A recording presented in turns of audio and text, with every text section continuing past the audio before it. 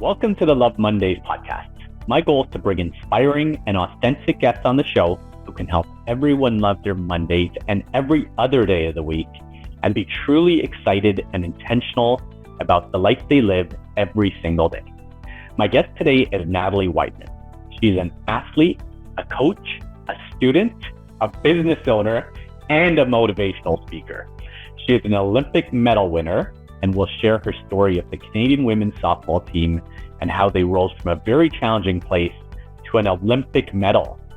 Today, she continues to compete on the softball diamond and is also a powerful speaker who helps leaders build and sustain high-performance teams. She talks about the parallels between sport, work, business, and life. She is my first Olympian and Olympic medal winner on the podcast. And I think you have your Olympic medal beside you, right? Fantastic. I absolutely love it. And the timing of this is perfect as the Paris Olympics are starting to wrap up. So Natalie, welcome to the podcast. I'm super excited. Thank you so much for the really kind introduction. And I'm so excited to chat. So I'm looking forward to this. Amazing. Okay. So the first question I always ask is I'm obsessed with helping people love their Mondays and every other day. So what advice would you give folks to maybe start loving their Mondays if they don't currently love their Mondays? When I think about Mondays, I think about getting after things as an athlete. Like I have goals to reach. I have agendas to kind of match up. I have to-do lists. And I think about why that kind of drives me. I love what I do. And I'm super passionate, not only about softball, but my schooling, about my business. And I think the love and the passion is ultimately where it has to start in my mind. Ultimately, when I pair that with my strengths and what I know I'm really good at, regardless how early it is in the morning or how many things I have to do that day, my why continues to drive me every single moment. So loving it, knowing that I'm good at it and kind of having that confidence to go in and dominate my day really, really helps. That would be like right off the gate, like what I think of that drives me. I'm up on Mondays at 4:45 a.m. Like I am out the door. Let's get after it. So like Monday, Tuesday, Wednesday, doesn't matter what day, like I got things to do.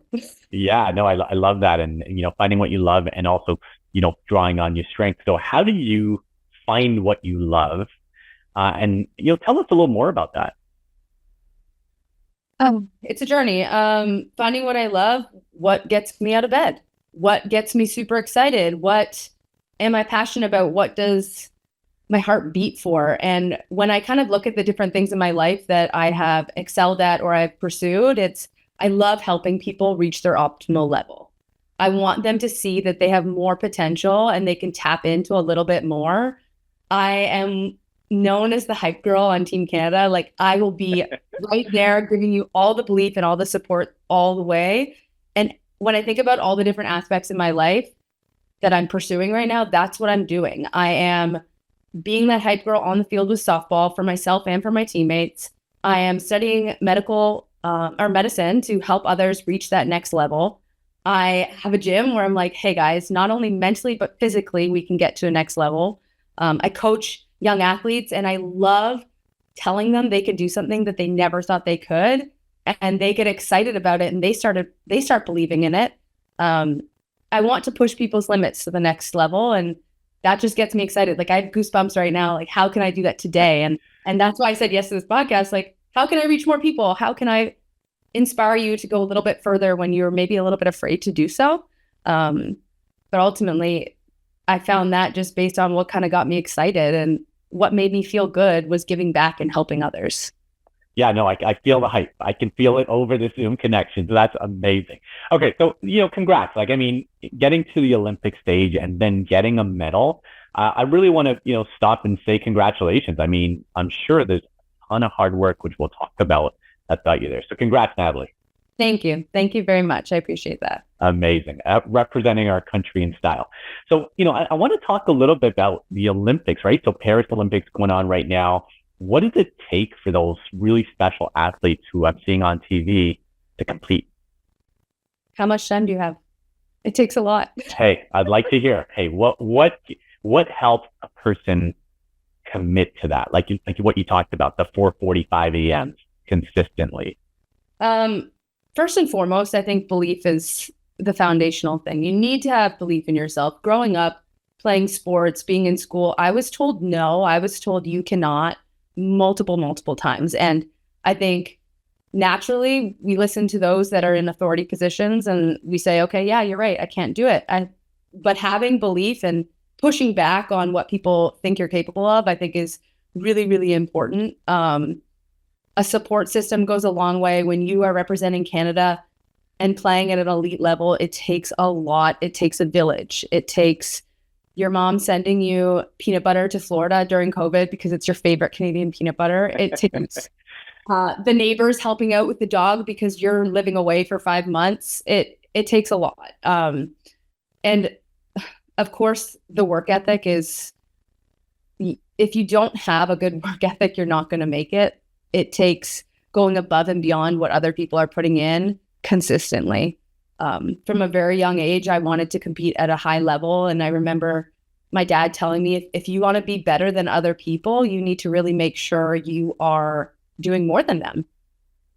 Like, you can't do the bare minimum and think you're going to be the best. So what does that look like for you? And how are you committing to that day in and day out, and holding yourself accountable to that? And ultimately, I think when you're playing or competing at the biggest stage, there needs to be a little fearlessness. You need to be willing to take risks. You need to be willing to fail and fail in front of a lot of people when the pressure is on. And that is ultimately some guts and some courage. Those things are huge. And I think it can be really scary when you're training day in and day out and giving up so much of your time, your energy, your money, your love, your passion, and knowing that you may not make it, you may not make that team, or you may not qualify to go to the Olympics, and you may also get there and fall straight on your face. So how are you going all out to try to prepare to handle it either way? Amazing. There's so much there. I'm going to break that down a little, right? So you talked about having belief. You talked about a support system. You talked about work ethic, going above and beyond. You talked about being okay to fail. So I'm going to go step by step. So how did you develop that belief, right? I mean, especially if you're saying, hey, people said, hey, you can't do it. And, our system's not exactly encouraged to have people go in different directions or push beyond boundaries. So tell me a little bit about your belief story. I got goosebumps again. I think a part of belief and a part of confidence is preparation. I knew that if I did everything in my power to prepare accordingly, at the end of the day, whether I made it or not, whether I failed or I succeeded, I could trust that I had done everything in my power. I still believe that day in and day out, regardless of who's throwing the pitch against me, who I need to throw out on the bases, if you want to talk about specifics in softball. I've done everything in my power that I can do, and I'm enough with my strengths and my flaws in this moment, especially when I'm zoned in on that moment. That's all I can do. That's all I'm here to do, is be present and to be in it and be like my best friend in that moment. So I would say confidence and belief is straight up preparation in my mind. It's talking to yourself about that and telling yourself that you are owning that and dominating it, honestly. Amazing. And what's that self-talk that you talked about, right? Being your best friend and ensuring you are pushing yourself, but it's still positive. Is that where you go? Yeah. Specifically this year, I've done a lot of prep in terms of meditation and mindfulness and self-talk, and not listening to myself, but talking to myself. So purposefully choosing the words I tell myself. Pre-game, in the morning, after the game. It is a conscious, intentional effort that is exhausting, but very, very powerful. So I am ready. I'm gritty. I'm here. I am I'm strong. I'm capable, just constantly speaking these things into existence. And it takes a toll in terms of you're tired at the end of the game, but your outcome is that much better because all of a sudden your body language starts changing, and all of a sudden your focus starts changing, your belief starts changing, things start rolling in a good direction. So just choosing those words. I have words before every single pitch when I step in the box that I will repeat to myself. And those are the only things on my mind in that moment. Yeah, it feels like you almost have like a ritual routine, right? And I think about baseball players and how they have certain, adjusting their gloves or whatever it is. And I was watching the 400-meter hurdles yesterday. I don't know if you saw it. and the American athlete just dominated, world record. And as she was getting set, she was talking to herself, which like many athletes do, but it was really powerful for me to connect yesterday to she just went and just absolutely dominated that race. But you could see her kind of coaching herself in the moment, right? Which was really powerful. Okay, that's awesome. So then you went to support system, work ethic, and you talked about your dad giving you that very simple but poignant advice. If you don't outwork somebody, you're not going to get there. Tell me a little bit more about that. If you were to see me in person, for all those that are listening, I'm not the biggest, I'm not the strongest, I'm not the fastest. I am 5'3" and here to do as much damage as I can with this size. I knew that I wasn't going to out-talent people. I knew that wasn't in my DNA. I knew that wasn't my way to get to the top. I knew work was going to make me who I was going to be as an athlete. I knew it was going to feed my confidence, but also feed my skill development and my efficiency with what I do.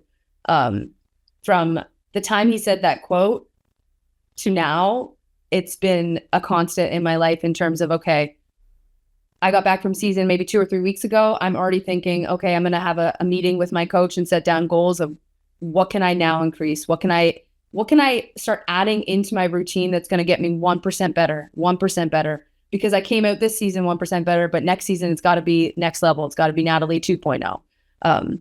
And the work ethic doesn't necessarily mean I am always sweating and tears running down my face in terms of physical exhaustion. It's watching a softball game. It's talking through the game. It is doing the mindfulness meditation before I go to bed. It's self-talk before I go into a really hard round of batting practice. Like, there are so many different aspects of work. I think the more mature I become, the older maybe I come, I realize that the work has to be a balance. So it doesn't always have to be go, go, go 1,000% on the bod, but 1,000% in the mind. Yeah, and I'm a huge believer in them. It starts with the mind, right? And mindset going in. If you think you can win, you're going to have a much better chance. If you don't, and look, I play recreational soccer and stuff like that. Same thing. But I know when I go in with a very confident attitude, the outcome is usually way better than if I go in tentative or, hey, I'm playing against guys 20 years younger. If it's that mentality, it's not a good one. So I absolutely love that. And then I'm a parent in terms of my son plays rep hockey soccer. And I know lots of people who kind of have this, like, do I push my kid or do the kids self-motivate? So I wonder if you have any advice to, parents. It's a tricky thing, but what's that balance between letting them find their way and giving them a kick in the ass? Like, I mean, I'd love to just kind of think about it from your perspective as an athlete who's still in the thick of things. I think I'm not a parent, so I have so much respect for what you do. And I know I've talked to multiple parents because I do a lot of coaching and they ask me similar things. And I think what stood out to me with my parents growing up was they would ask me questions to make me think about it. Natalie, do you really want this? Yeah. And then they would pose like, are you showing with your actions and how you're handling yourself at practice and what you're doing on your off time? Are you showing that you want this? Are you acting in a way that aligns with what you're saying and the values that you say that you bring to the table? And even from a really young age, it made me really consider how what I say and what I do, both very important, but they need to line up. And if I wasn't necessarily always lining up, it almost was like oh crap, like they can see it. So that means other people can see it. And I need to step up my own game. So they didn't necessarily push me, but they made me think in order to push myself. Yeah, I really like that. It was really empowering. It wasn't pushy. If I didn't want to play, that's on me. But I said I wanted to play. So where's the disconnect here, Nat? And I'm talking like I was like 8 or 9 years old and they were asking me pretty in-depth questions. So yeah, just to make me think and hold me accountable to what I had said and in my goals and my visions for moving forward. So I thought that was a really cool way of doing it. Yeah, no, and look, I realize I'm talking to somebody who's in the 0.1% or something like that. You've made the Olympics and you've won an Olympic medal. So, you were probably very self-motivated, and I love how your parents asked you the questions to help get the most of you. Okay, so let's flip gears a little bit. Okay, so I want to talk about the Canadian softball team. So tell me about the culture when you first started. What was it like? Yeah, so when I had first joined the national team, I was around them in 2010, 2011, but I was officially on the team in 2012. And it was kind of on a switch. After the '08 Olympics, there was a new coaching staff in, and they had placed fourth in Beijing in 2008. So things were kind of turning. There was, who are we? What do we do? What are we known for? How do we handle our business? And as a young athlete coming into the program, I was like, what do we do? Like, I had no idea what was going on. I was just kind of just soaking it in and listening and taking it in as I go. But there was a lot of years that were pretty messy in terms of doing the hard work to figure out, how do we play as a country? What are we known for? And how are we going to be at our best? And it was a lot. Like, it was overwhelming at first. Okay, cool. And then, so how did it evolve beyond that? I think with time, our leadership within the program, and I'm speaking head coach, assistant coach, mental performance coach, all of the different pieces within our puzzle, did a really good job of putting the task within the team's hand, because ultimately we are playing and it is our team. And they almost did similar to what my dad did when I think about it, was ask us the really hard questions. Where do we want to be?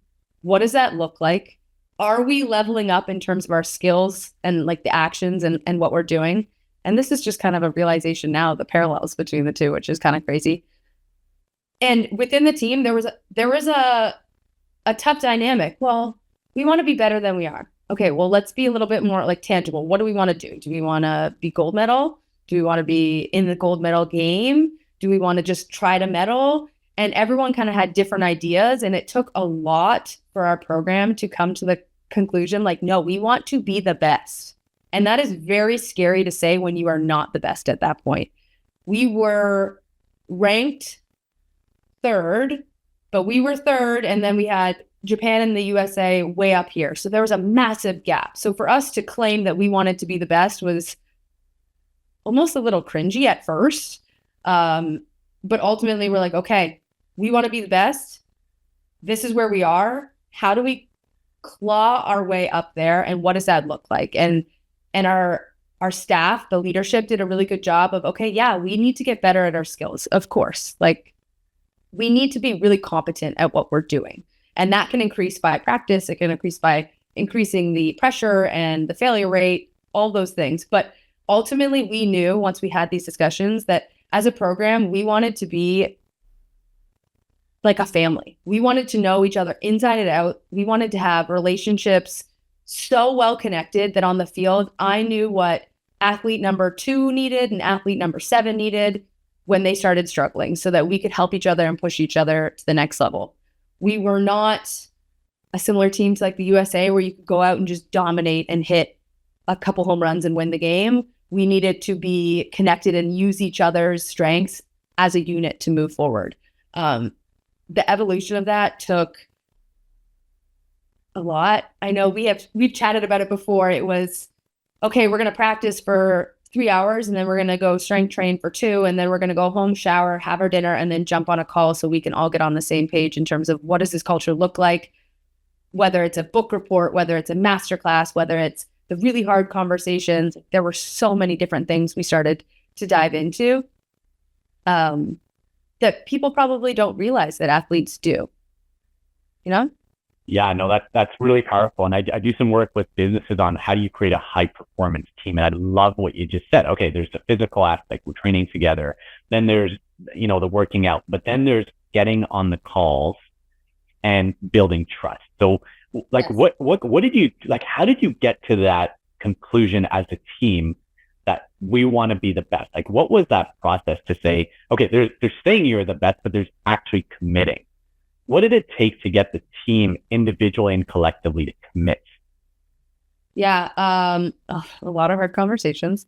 I think a lot of people thought it was an unrealistic goal to start off with. So understanding and breaking it down into little chunks of, okay, if we want to be the best, it's going to require these 3 elements increasing, these 3 elements increasing, and kind of making it bite-sized for people to buy into. Like, okay, we have X amount of years to be the best. How do we make that digestible for us so it's something that we feel like we can accomplish? sometimes a really big goal can feel, okay, we're never going to get there, like, so breaking it down and having little bits of tasks, like, okay, this upcoming summer, we're 1 year out, we want to accomplish this, so that, okay, that seems manageable. And then by the next summer, this is what we're trying to do. And we're ultimately trying to peak by, for us, it was Tokyo. How do we peak by Tokyo? These little incremental steps. The buy-in part, though, was a lot within us in terms of us being athletes, and the relationships there was, how do we build the trust? You had said it a ton. Okay, what is trust to us? What does that look like to us as athletes? How do we build it? We need to be super vulnerable. Who's willing? Who's not? How do we get them willing? People tend to be vulnerable in areas where they're a little bit more comfortable. So we did so many activities with varying like feels to them and vibes to make sure that maybe I'm going to be really, really comfortable in a gym setting to be vulnerable because I'm at home there. I love being in the gym. That's like my go-to. Maybe someone else is going to be really comfortable when we go out to have like at a taco bar. Like, you know what I mean? Or someone else was feeling it when we were doing trivia. And then that would lead to really good conversations. So we did a lot of stuff that was very offbeat, like obstacle courses and different things like that, to make sure that each individual had a time where they felt at home, so to speak, that those tougher conversations could happen. Yeah, and it feels like much more than just, hey, athletes practicing on the softball diamond. It's like, what's the work you need to do to build a high performance culture, which again includes high trust, high vulnerability. And I love how you said, look, different settings brings that out in different people to help people feel comfortable and be able to share. And when you start getting to know each other well beyond the athletics, that becomes a high performance culture where you love each other way more than just the sport. And you reminded me of that, even with your 1% example of the British cycling team in Atomic Habits. They started and they were the laughing stock of the cycling world, 1% compounding effects, Tour de France, gold medals. And it's a cool parallel to your 1% example. Okay, amazing. So tell me a little bit more about that cultural change. So you shared how you studied some high performance cultures. Tell me about what you learned in that investigation. Yeah, so a lot of the master classes we had dove into were individuals that were high performance in whatever field they were kind of in. So it didn't matter if it was athletes or astronauts. So two of my favorites were the New Zealand All Blacks. So they're a rugby team from New Zealand that are known to be the best in the world for what they do. So my coach said, okay, if they're doing something right. Like, we need to dive into this. And our team looked at, okay, how do they go about their business? What are their standards? What are their expectations? And there were a bunch of things that we took from their program that instantly stood out. Like, we want to leave the jersey in a better place. How do we do that? We are respectful. We are pushing the limits. We are giving it our all. We are having tough conversations when we don't necessarily want to make sure we're propelling the team in that direction of our goal. Something else was sweep the shed. So regardless if you are the star player on the team, you're the head coach, or you're the role player that may play one inning at the Olympic Games, like, we are all cleaning up. We are all setting up. This is a unit, and it's going to take every single one of us to move forward. I think that was one of the most powerful ones, especially for me being a role player at my first Olympics, to know that my role sometimes felt small. It was massive. And doing those little things, like remembering to sweep the sheds, reminded me of that and gave me so much confidence going into the games that what I do, how I handle myself, my attitude, my preparation is just as important, regardless if I am playing 21 innings, 1 inning, or 17. So there were a lot of things from the All Blacks that really stood out. And we didn't necessarily take every single thing they said and use it immediately or use it the exact same. We started to create a culture and a communication and a verbiage within our program that we could use when things got tough. Like, hey, I know you're tired and I know you just threw a really good game, but like, we need to get this dugout clean, ready to go. We just started thinking like, sweep the sheds, baby, here we go. And it was like a lighter environment. Like, it just kind of took a layer of pressure and like seriousness off almost. Or there was one from the All Blacks that I really, really liked. It was set to keep a blue head. So a redhead would be fiery, emotional, reactive, like not really thinking through how you handle different situations. So when, of course, some of us got a redhead because, things are emotional when you're on the road and you're training a lot. It was like, hey now, blue head, come on, bring it back down so you can like put it out a little bit. But it was just a way to connect with others and have similar experiences throughout learning from them. And then the other individual that we took a lot from that I was almost surprised in the best way possible was the astronaut Chris Hatfield. One of his things was making sure that you're as prepared as possible going into your mission. And we started using that, okay, mission 2020, like that's our mission. We're not going to the moon, but that's what we're trying to do right now. Like that is the mission. We're trying to achieve big things. It's a one and done situation. We go there, we go all out, and we try to accomplish this. So we started creating contingency plans. If we're going to be prepared, if we're going to be confident, Chris told us that, we need to have a backup plan for everything. So we're prepared for every possible misstep, mishap, whichever that may be. And that was in terms of softball planning. Okay, if we pitch so-and-so, but then game 2, we're pitching this girl, how does that work out? Who are we facing? What happens if someone gets COVID? What happens if someone gets hurt? Like there were so many backup plans we had, but it created so much confidence within our program that we knew exactly what we were doing in the moment if something went sideways. Oh, we've talked about this. We've game planned. We know that now we reroute, we adapt, we thrive, we're fine.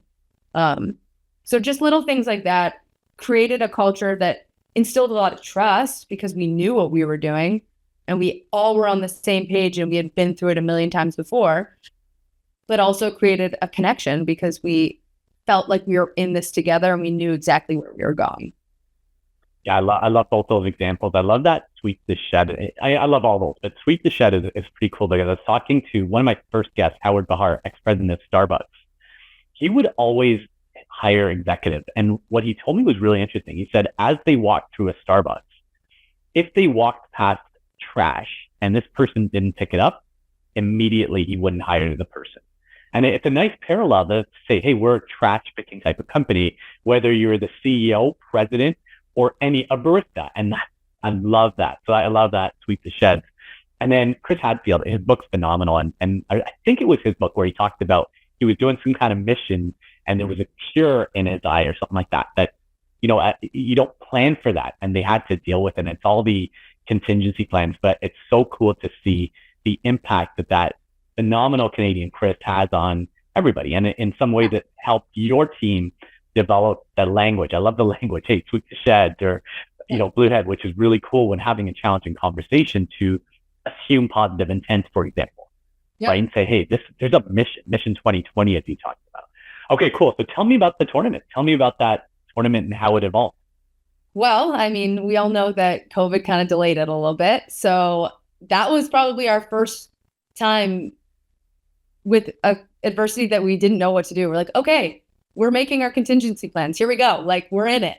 When it was first kind of like on pause and we didn't know what the deal was with the tournament, immediately we were into like a virtual camp because we were all at home. So what does a virtual camp look like? Well, it was different books that we were reading. It was every single week we were playing a certain game, which was the schedule for our Olympics, and talking through how we're going to play that game, who's going to start, who's going to go here, what happens if this. So we maximized a couple months just doing a virtual camp while we were in kind of limbo, knowing if we were going to play or not. Once the Olympics were delayed, we were sad, but also ultimately really happy that we still had the shot to get to go to Tokyo.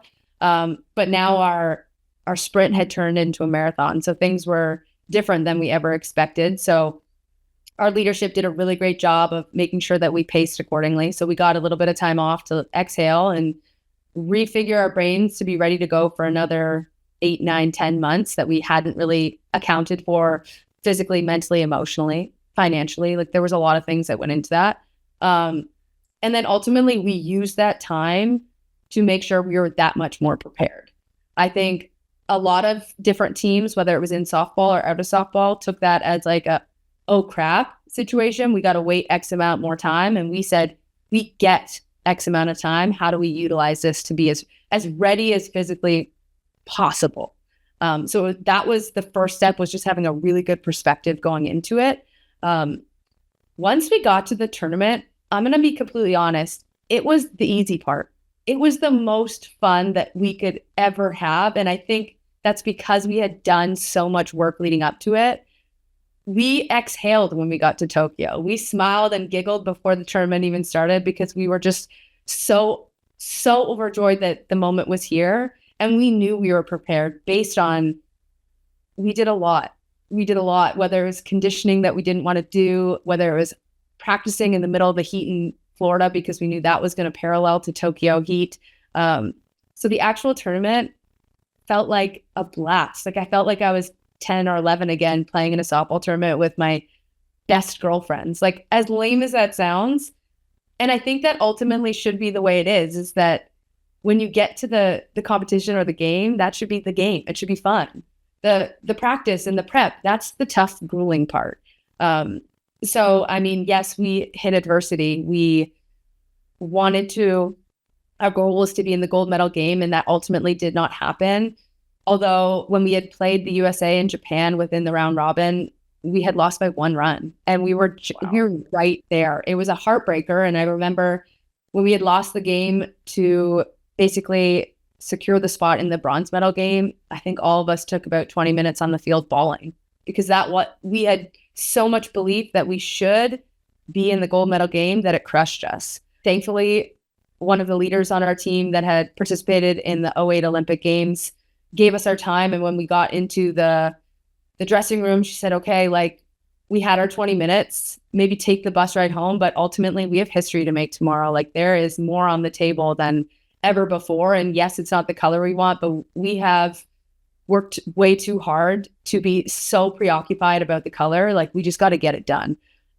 So everyone went home, got their heads right. And there was no doubt in our mind we were winning that game the next day. We played Mexico, and they had beat us in a qualifier leading up to the Olympics on home soil. So there was like absolutely no chance they were beating us.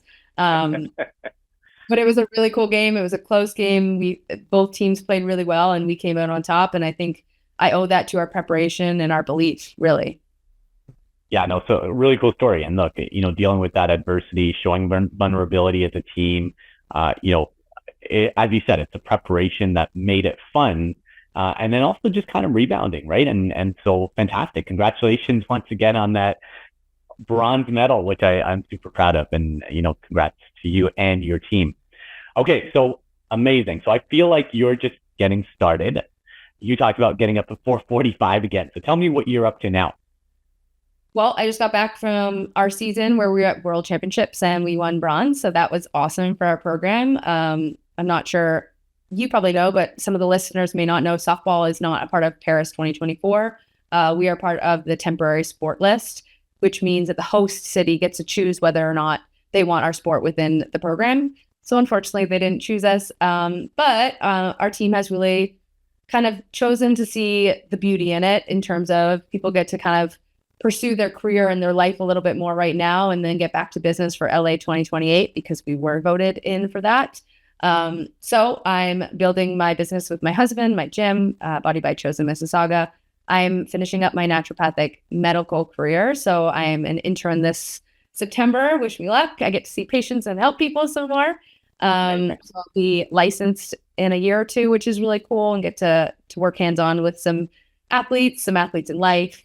And then I do as much coaching and motivational speaking as I possibly can, whether that's within the sport world or within the business world. Like you had mentioned at the beginning, there are so many parallels if you want to be a high performer in life, so to speak. I really think that I do a good job making an impact with that. So that's really exciting. And I try, my passion project is working with young athletes. I love seeing them light up when I believe in them, because I know that ultimately will grow a little seed of belief in themselves. So I've been doing as much as I can there within the summer before I head back to school. So the plate is full. It sounds like the plate is full.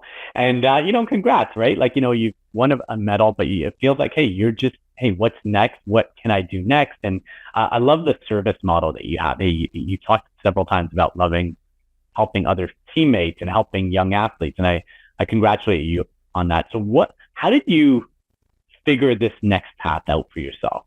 Again, back to the Love Mondays question, like, how did people say, okay, you've now accomplished a bronze medal? It'd be kind of easy for you to say, okay, I've kind of done my thing athletically, but you're like, hey, what's next? How did you get there? That's a really deep question. For sport specifically, the bronze medal was huge. Accomplishing that and, people telling me no and me finally getting to say like, yes, look, I did it. Like I did it. You did awesome. That's great. But ultimately I feel like there's more to give within this sport. I feel like potentially like my potential as an athlete, I still have a lot of, but my potential in terms of growing the program and the culture, I still have a lot to give back. The leaders leading up to Tokyo 2020 did an incredible job teaching us, putting up with us, I don't know what you want to call it, really like guiding us. And I think it's our turn to do that with the younger generation. And how do we do things? How do we hold ourselves when things get tough? How do we bite our tongue when we want to say something redhead? And, like just teaching these young athletes what sport has to give and what sport can do for you outside of that. Like what I've learned as characters within my sport will go so far in my life. And I want others to be able to benefit from that as well. So I know I have more to give there. There's a lot of oomph, there's a lot of fire there. And then in terms of the outside world, I just want people to get a taste of Olympic style mindset.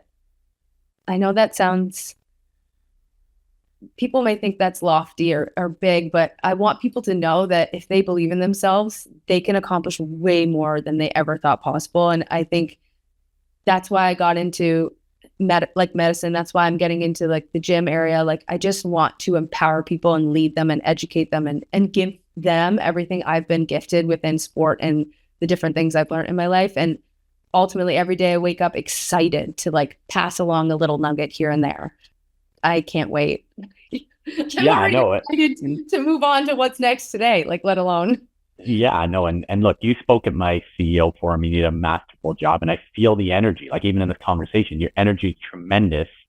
And it's a gift to help people who are around you, right? And so I applaud you for that. And when we spoke, you talked about high performance cultures in a business setting, right? And I love the model you talked about in terms of where a culture is and what it will take to become that Olympic style culture or a championship culture. Can you talk maybe a little bit about that model that you shared? Yeah, so something we studied a little bit leading up to the Olympics, it was kind of like a graph. And on one axis was competency and how good you are at your skill. And then on one axis was the relationships and the connection within that program. And something we did pretty early on in our discovery of who Team Canada is figuring out where we lie on that graph. And there's a lot of different, I think there's like 8 different types of cultures there. And depending on where you lie, you may have too high of a focus on your competency and not any focus on your relationships. And yes, you're really, really good at your sport or you're really, really good at whatever business you're in, but you are harsh and mean to the people beside you. And that won't ever get you ultimately to where you want to go because there'll be a lot of effort being put into this and not everyone kind of steering in the right direction.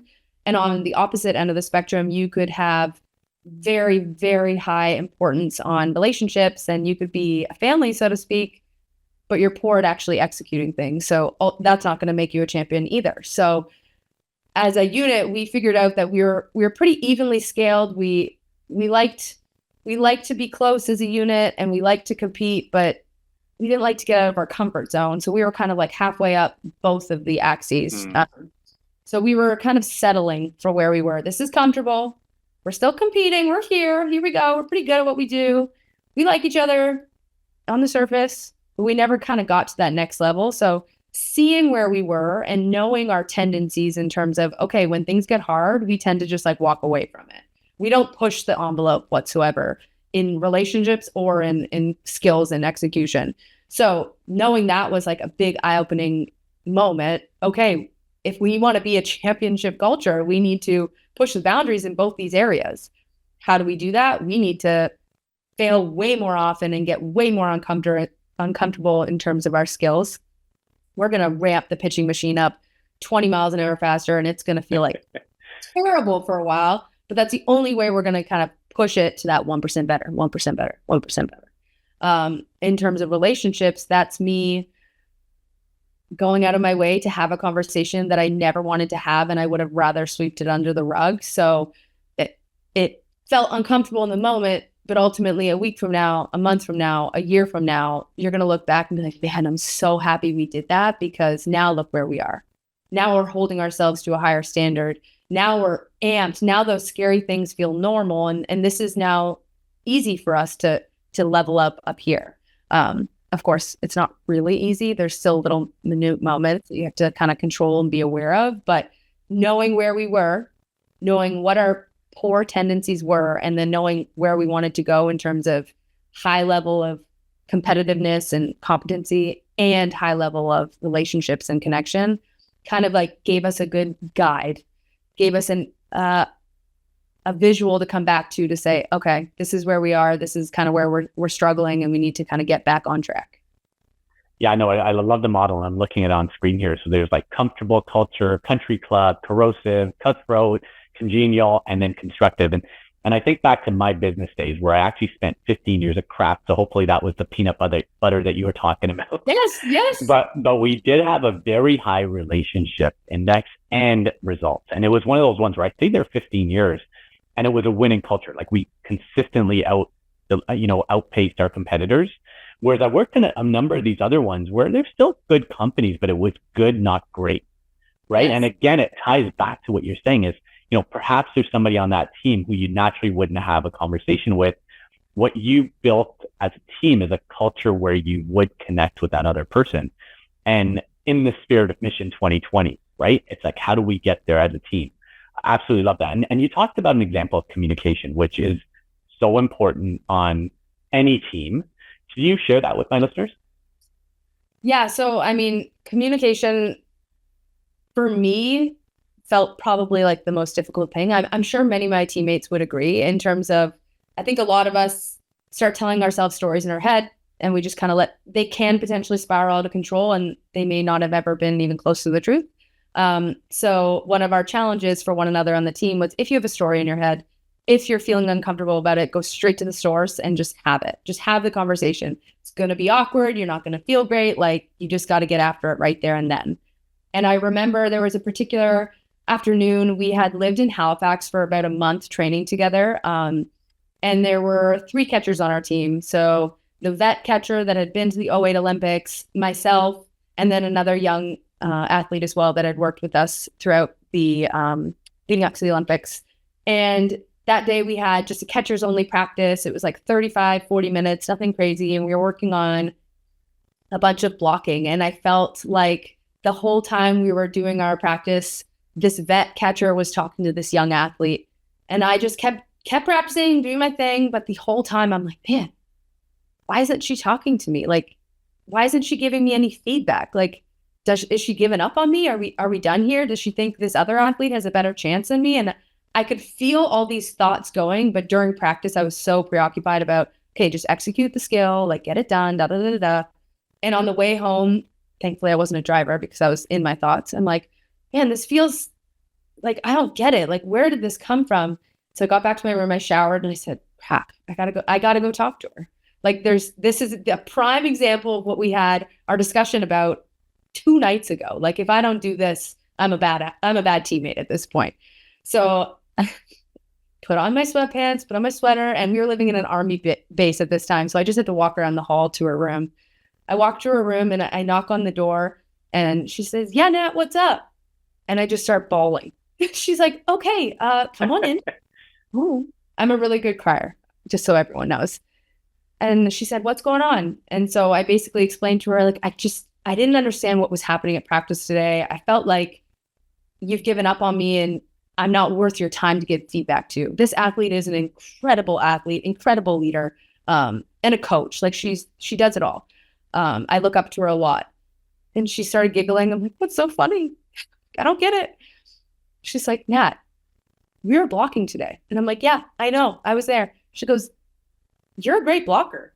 I don't need to give you any feedback. You did fantastic. Like, I was giving feedback to the other athlete because she was struggling with X, Y, and Z. And I thought that I could really help her in that moment. I didn't need to help you. You got it. And I was like, wow. Okay. So when I thought you were doubting me and you had given up on me, you actually had so much belief in me and I had no clue. So clearing that up right out the gate changed my entire perspective about having tough conversations. And don't get me wrong, there are other conversations where I'm sure it could have went the other way completely, but just being clear with it took a 25-pound weight off my chest. That the next day of practice, I could show up and, okay, like I'm really happy I had that conversation. I don't have to hold on to that moving forward and question it. And the more we did this as a team, the easier it became. It became me going up to the head coach of my team saying, hey, I don't understand why this happened. And you don't have to tell me if you don't want to. I just thought we could have this conversation. I just want to be on the same page. I want to be all in. And this would be really helpful to have some clarity in this area. And as a 27, 28, 29-year-old athlete speaking to your senior head coach, like that can sometimes be super intimidating.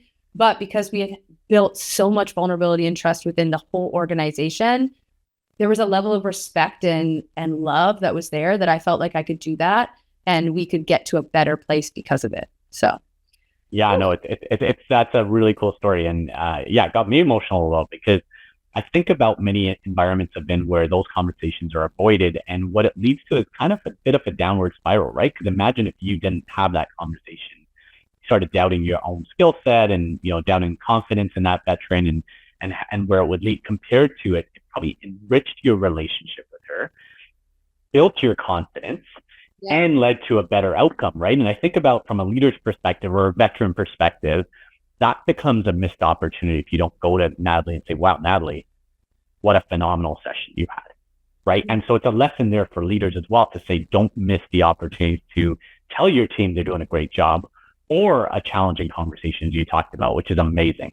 No, I love that story. And it takes it back to full circle around the investment you had in those Zoom calls and trivia nights and karaoke, whatever. I don't know if you did that, but that seems like a pretty cool activity. And I also I'm a huge soccer fan. I was watching a Manchester City documentary. And what was really cool about it had a lot of parallels. They would do a lot of stuff as a team, not just what you see on the field. And that's like kind of the iceberg. And championship cultures do much, much more. So I love how you painted that picture. Anything else you want to share about that team or that experience? I just think it's really important to remember that as leaders, they have this beautiful opportunity to start and get the ball rolling in terms of opening up the conversations and being vulnerable and building trust that way. But also if someone younger or less experienced or lower within the sweeping the sheds level, whatever you want to call it, has the courage and the guts to be vulnerable out the gate, celebrate it. Because it's going to allow for more and more of those conversations to happen. And you want to make sure that people know that this is what we're trying to do. And that was huge. You did it and stepped up. And I know it was hard and it's going to be worth it. So not only do you have the beautiful responsibility to initiate and get things going, but also like, hey, that's huge. We love to see that. You're a leader in your own world right now doing that. And we want more of that. And so that everyone kind of gets on the same page is like, this is what we're trying to accomplish. So just seeing the beauty in the leadership in all levels of the program. Fantastic. No, I absolutely love it. Okay. Last word from you on how to help people love their Mondays. Find what you love, find what you're good at, and absolutely dominate it. I know that seems simple, but I think so many people are wrapped up in doing what they should do. Do what you want to do. Amazing. Let's see that Olympic medal one more time. Sure. Amazing. And Natalie, I want to congratulate you on many levels, right? So clearly the winning the medal is fantastic, but it's more about that journey, right? And not just the outcome, but the journey and the lifelong commitment you have to set yourself a standard that is hard to achieve and then do the work that entails that. But importantly for me, it's like, what you're doing with athletes and the ripple effect you're having on many, many people around the world in the gym.